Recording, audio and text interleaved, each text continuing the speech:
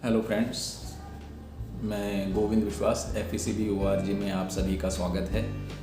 आज हम बात करने जा रहे हैं अपने काम का आर्ट स्टेटमेंट कैसे बनाया जाता है। तो मुझे भी ये, जब मैंने कॉलेज से पास आउट होने के बाद मेरे पास भी ये आर्ट स्टेटमेंट नहीं था कि एक प्रॉपर तरीके से हम गैलरी को जब हम प्रेजेंट करते हैं तो अपने काम के बारे में एक पेज या 2 पेज लिखा हुआ होना चाहिए। कॉन्सेप्ट नोट जिसको बोलते हैं कि हम क्या काम कर रहे हैं उसके कॉन्सेप्ट नोट के बारे में हर किसी को आना चाहिए, जो लिख के रखना चाहिए।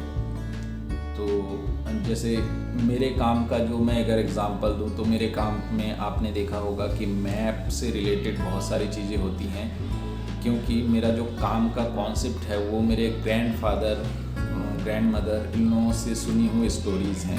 क्योंकि मेरे ग्रैंड मदर 1971 में बांग्लादेश छोड़ के इंडिया आए थे, वो सभी को मालूम है किस वजह से। तो वो वजह मेरे लिए बहुत बड़ा एक रीज़न है कि मैं अपने काम को, पहले मैं एब्स्ट्रैक्ट करता था। जब मैं इंदौर कॉलेज में था मैं एब्स्ट्रैक्शन पे ज़्यादा ध्यान देता था। जब मैं बड़ौदा गया तो मेरे 3 साल मैंने वही किया जो एकेडमिक कोर्सेज में होता है। फाइनल ईयर में मुझे वासु सर ने ये किया कि जो तुम्हें कलर पसंद आता हो वो कलर तुम बिल्कुल मत लगाओ। तो मुझे रेड कलर पसंद आता था, मुझे सारे कलर पसंद आते थे, मुझे लेमन येलो कलर पसंद नहीं आता था। उस वजह से मुझे ऐसा लगा कि जो कलर मुझे पसंद नहीं आता है, सर ने ऐसा बोला है, तो मुझे लेमन येलो से शुरुआत करनी चाहिए। तो मैंने कैनवास पे लेमन येलो शुरू किया लगाना। 2 दिन टाइम स्पेंड करने के बाद मुझे लेमन येलो अच्छा लगने लग गया। फिर मैंने सोचा कि ये अच्छा लग रहा है, तो सर ने ऐसा कहा है कि जो चीज़ तुम्हें अच्छा लगे वो तुम नहीं करना। तो फिर मैंने उनकी बात को मानते हुए मैंने वो कोई दूसरा सा रंग लगा दिया, ब्राउन सा। फिर मैंने उसके ऊपर कीचड़ लगा दिया, मैंने उसके ऊपर पेस्ट कर दिया, चिपका दिया। लेकिन क्या होता था, जैसे हम कोई भी चीज़ के साथ 2 दिन 3 दिन टाइम स्पेंड करते हैं तो एक आपका एक कनेक्शन बन जाता है, जिस वजह से आपको वो अच्छा लगने लगता है। तो मैं 1 हफ्ता इससे परेशान रहा और फाइनली एक दिन सर आए सुबह। सर बोले चलो चाय पी के आते हैं। तो हम उस दिन सुबह से दोपहर तक हम लोगों की बातचीत होती रही। सर ने मुझे पूछा कि तुम्हारे फैमिली कहाँ है। तो मैं बोला सर ऐसे ऐसे। तो बोले दादाजी क्या करते थे। ये सारी बातें मैंने बताई डिटेल में। फिर उनको समझ में आया कि स्पेसिंग, और मेरा जो बैठने की जगह होती थी वो कॉलेज में बाथरूम के बाहर एक स्पेस होता था, क्योंकि कॉलेज क्लास में इतने सारे स्टूडेंट थे और सबने बड़े बड़े काम लगा रखे थे, तो मेरे को वहाँ कंफर्टेबल नहीं होता था। मैं क्लास के बाहर जाके AV रूम के सामने वहाँ पे मैंने अपना एक जगह बना लिया जो बालकनी से एकदम लगा हुआ था। तो नीचे जो कॉलेज में फिश पॉन्ड था, जिसमें बहुत सारे लोग बैठे होते थे जब भी वहाँ पे बाहर नीचे। तो मैं ऊपर से वो ड्राइंग करता था। वो स्केच बुक सर ने देखा। तो फिर उसके बाद ऐसे ही बातों बातों में बात हुई, तो सर बोले कि ये कैनवास हो गया। मैं बोला नहीं सर, मुझे तो अभी भी लग रहा है उस पर कुछ करना चाहिए। तो बोले करो। तो फिर बाद में पूछे कि तुम क्या करते थे। मैंने बोला सर इंदौर में जब मैं था तो लैंडस्केप ही करता था, इस अलग अलग फॉर्म में, क्योंकि एब्स्ट्रैक्शन में यही एक फॉर्म दिखता है कि लैंडस्केप को हम किस तरीके से एब्स्ट्रैक्ट उसमें ये करें। मतलब वो एक तरह की नासमझी थी, ऐसा कह सकते हैं कि हमें उस बारे में उतना जानकारी नहीं थी तब की कि क्या होता है आर्ट, क्या करते हैं, क्यों करते हैं। फिर उसके बाद सर ने जैसे बोला कि अच्छा तुम कभी एरोप्लेन में बैठे हो। मैं बोला नहीं सर। तो बोले जब बैठना उसके बाद तुम्हारा काम बहुत चेंज होगा। तो वो अच्छा एक ये हुआ कि बॉम्बे एयरपोर्ट का प्रोजेक्ट शुरू होने वाला था, तो उससे पहले हमें वहाँ रेकी के लिए बुलाया गया। तो तब मेरा फर्स्ट टाइम ऐसा हुआ कि ना उस पर मतलब जाने का ये हुआ कि हम वहाँ से गए। तो और मैंने जाते टाइम प्लेन में बहुत सारे फ़ोटोग्राफ्स लिए, और फोटोग्राफ्स लेने के बाद वहाँ आके प्रिंट कराया, कलर प्रिंट आउट निकाला, ब्लैक एंड वाइट निकाला, पूरे स्टूडियो में भर दिया। तो वो एक शुरुआत थी कि जो टॉप व्यू से बनाने का, तो सर बोले कि इसमें बहुत सारे स्टोरीज़ डाल सकते हो तुम। अब स्टोरीज़ कैसे आएंगी, क्योंकि यहाँ एक नरेशन वाला मैटर आ जाता है जब हम इन सारी चीज़ों को देखते हैं।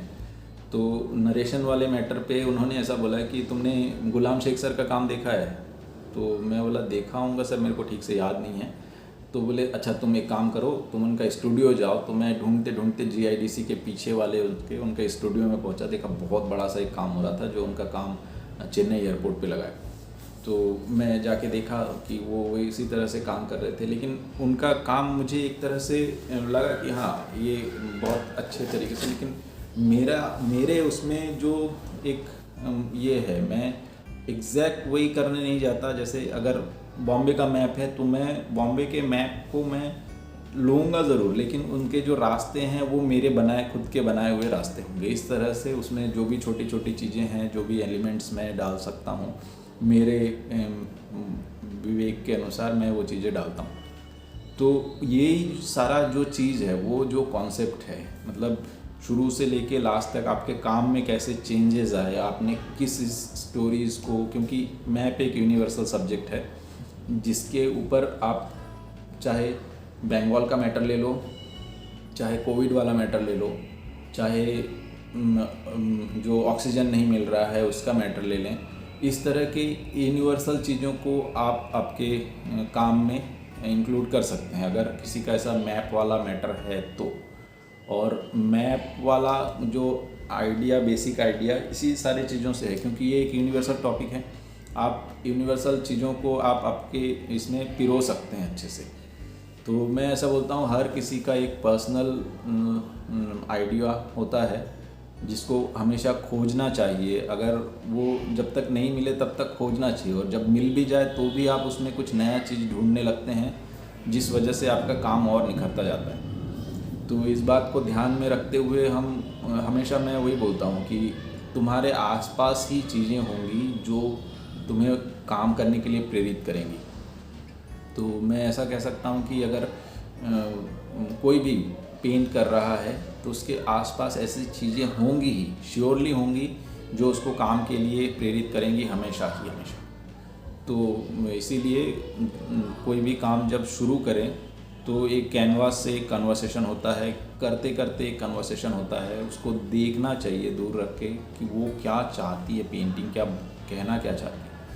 तो इसी चीज़ को, सारी चीज़ों को लेते हुए हम जब काम शुरू करते हैं, बेसिक एक आइडिया होता है, लेकिन जब पूरा होते जाता है वो धीरे धीरे अपने रूप रंगत सारी चीज़ों को बदलते जाता है। तो बेसिकली मैं जब शुरू करता हूँ, अगर कैनवास शुरू किया तो मैं फ्लैट बेस के कम से कम 5 कोट लगाता हूँ, जिससे एक अलग तरह का वो आता है, शाइन निकल के आता है। तो फिर उसके बाद उसके डिटेलिंग जो भी चीज़ें होती हैं, इस बारे में हम दूसरे वीडियोज़ में बात करेंगे। तो बेसिकली वही होता है कि कॉन्सेप्ट और आर्टिस्ट स्टेटमेंट, ये जो मैंने इतना सारा कुछ बोला है, यही आपका आर्टिस्ट स्टेटमेंट है कि आप सोसाइटी को क्या प्रेजेंट कर रहे हैं, और आपका जो बातचीत है, आप जो सोचते हैं, वो सारी चीज़ों को आप आपके आर्टिस्ट स्टेटमेंट लिख सकते हैं।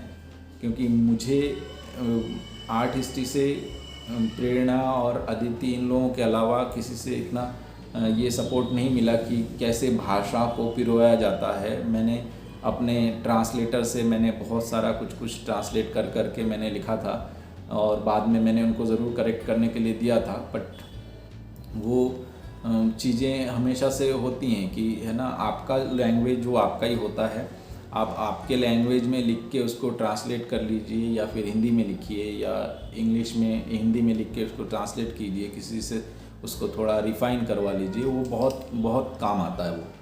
तो इसीलिए मैं बार बार बोलूँगा कि आपकी जो एक सरल लैंग्वेज है, उसी लैंग्वेज में आप आपके आर्टिस्ट स्टेटमेंट को लिखिए। आपके काम के इर्द गिर्द ही होना चाहिए, तो ये बहुत ही काम का है। और जो अगले को या जूरी को अच्छे से समझ में आए कि हाँ, इसने कहीं से ये नहीं उठाया है, अपने ही भाषा को, अपने ही लैंग्वेज को इसने डेवलप किया है। तो अब मैं यही बोलना चाहूँगा कि नेक्स्ट जो वीडियो है उसके हम बहुत सारे और भी चीज़ों की जानकारी देंगे। और जो इस चैनल पे नए हैं वो चैनल को सब्सक्राइब करें और अपने दोस्तों तक शेयर करें, क्योंकि जितना बांटेंगे उतना मिलेगा आपके काम के, आपकी योग्यता के अनुसार। तो मैं इसी लाइन के साथ अपना वीडियो को ख़त्म करता हूँ, और जो भी नेक्स्ट वीडियो आए उसको देखना ना भूलें, शेयर ज़रूर करें। Thank you so much.